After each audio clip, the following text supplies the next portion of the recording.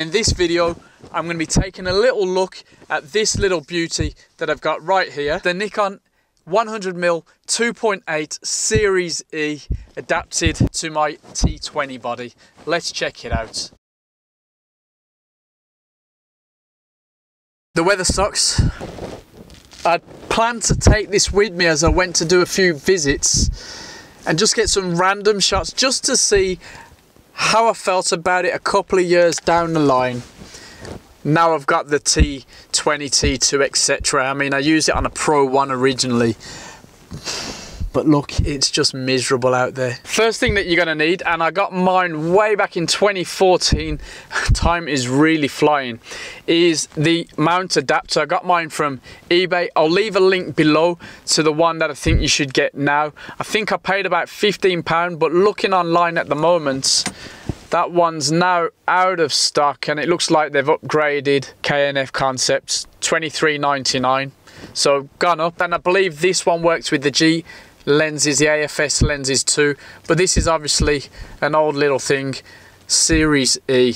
E for economy, apparently. Get your X mount body, line up the dots, and you're in.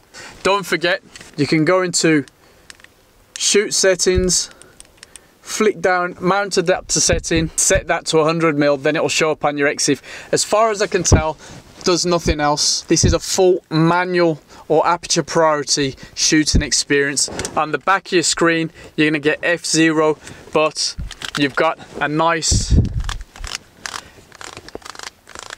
aperture ring right there with nice solid stops. This wasn't one of Nikon's best lenses, full stop, but it was very well regarded when it comes to sharpness, contrast. The colors were nice. The build quality, as far as Nikon stuff went or goes, was kind of plasticky, kind of so-so, but yeah, doesn't matter. Plus, if you want to be using this as a therapeutic exercise, you don't want something too expensive, do you? I don't know. This is nice and fun to use. In fact, just look at those colors right there. Somebody out there might be able to tell us why Nikon did that, but adds a little bit of joy to it. Anyway, fits nicely on the camera, looks the part.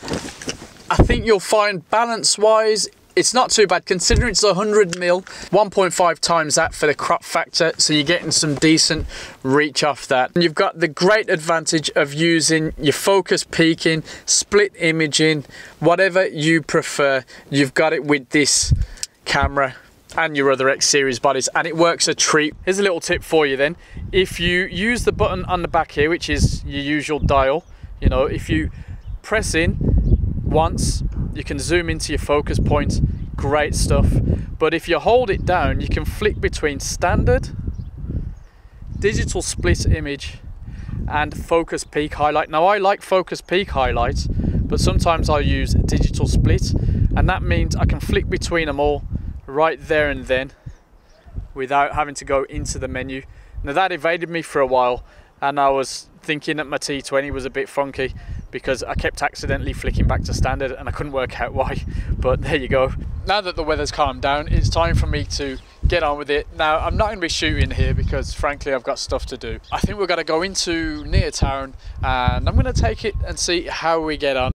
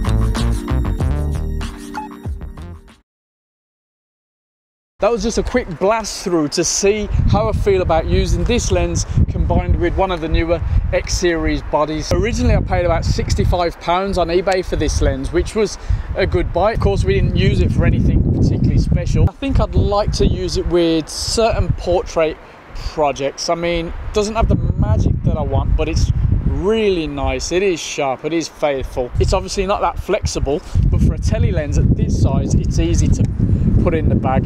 I mean, it doesn't take up much space. Let us know what you enjoy using. What gems have you found?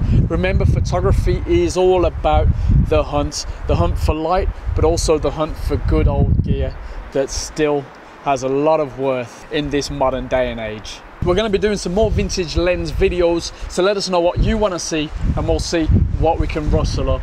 Stay tuned, stay subscribed, load of cool stuff coming up very soon. Yeah, even cooler than this.